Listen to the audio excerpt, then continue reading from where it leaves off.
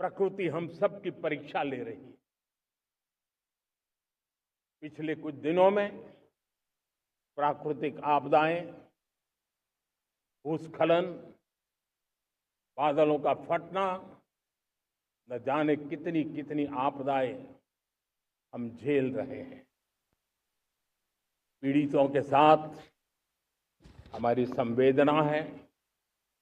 राज्य सरकारें और केंद्र सरकार मिलकर के बचाव के काम, राहत के काम, पुनर्वसन के काम में पूरी शक्ति से जुटे हुए हैं। साथियों, आज 15 अगस्त का एक विशेष महत्व भी मैं देख रहा। मुझे बहुत गर्व हो रहा है। आज मुझे लाल किले की प्राचीर से ऑपरेशन सिंदूर के वीर जाबाजों को सैल्यूट करने का अवसर मिला है।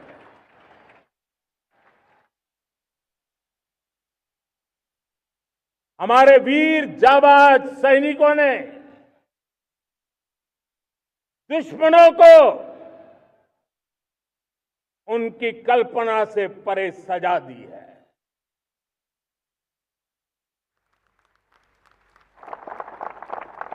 और इस अपील को पहलगाम में सीमा पार से आतंकियों ने आकर के जिस प्रकार का कत्ले आम किया, धर्म पूछ करके लोगों को मारा गया।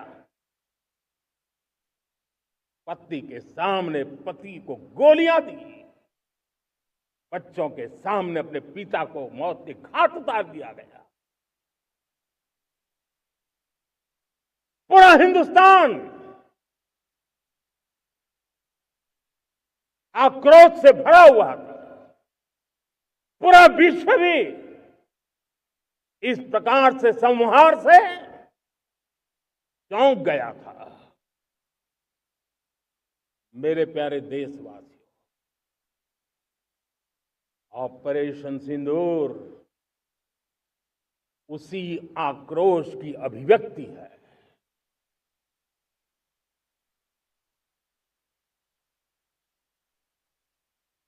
22 तारीख के बाद हमने हमारे सेना को खुली छूट दे दी। रणनीति वो तय करे, लक्ष्य वो तय करे, समय भी वो चुने।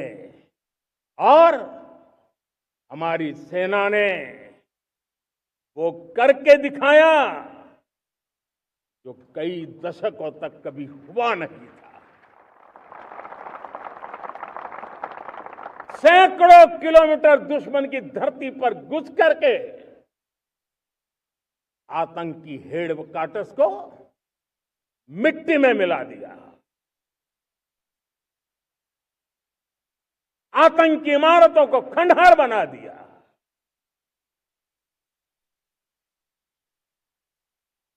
पाकिस्तान की नींद अभी भी उड़ी हुई है।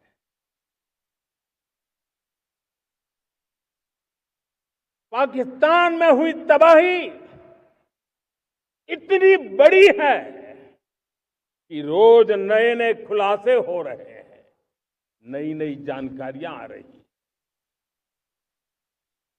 मेरे प्यारे देशवासियों, हमारा देश कई दशकों से आतंक को झेलता आया हुआ। देश के सीने को छलनी कर दिया गया है। अब हमने एक न्यू नॉर्मल प्रस्थापित किया। आतंक को और आतंकी को पालने पोसने वालों को, आतंकियों को ताकत देने वालों को अब हम अलग अलग नहीं मानेंगे।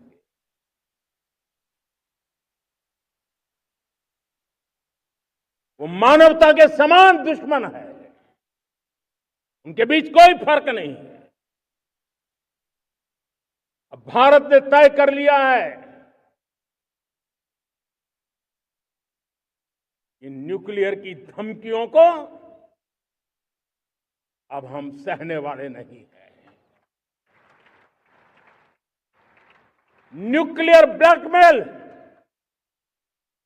लंबे अरसे से चलाया,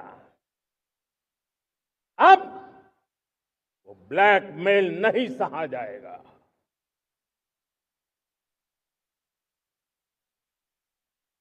आगे भी अगर दुश्मनों ने ये कोशिश जारी रखी, हमारी सेना तय करेगी, सेना की शर्तों पर,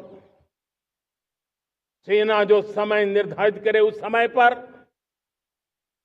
सेना जो तौर तरीके तय करे उस तौर तरीके से, सेना जो लक्ष्य तय करे उस लक्ष्य को अब हम अमल में ला करके रहने वाले हैं। हम मुंह तोड़ जवाब देंगे। मेरे प्यारे देशवासियों,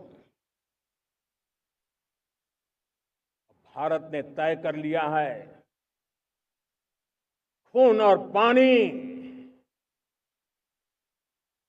एक साथ नहीं बहेंगे।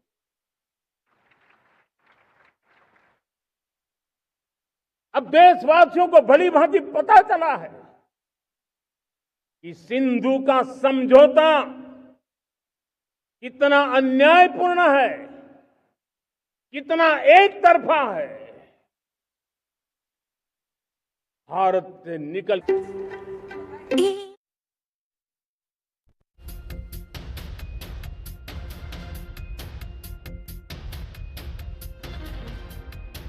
पानी के बिना प्यासी है।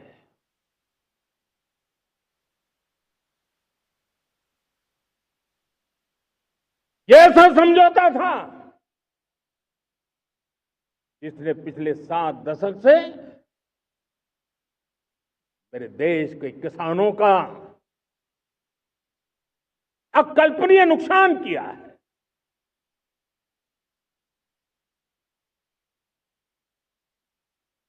अब हिंदुस्तान के हक का जो पानी है उस पर अधिकार सिर्फ और सिर्फ हिंदुस्तान का है, हिंदुस्तान के किसानों का है। भारत कतई सिंधु समझौते को, उस स्वरूप को दशकों तक सहा है, उस स्वरूप को आगे नहीं सहा जाएगा। किसान हित में, राष्ट्र हित में ये समझौता हमें मंजूर नहीं है। मेरे प्यारे देशवासियों, आज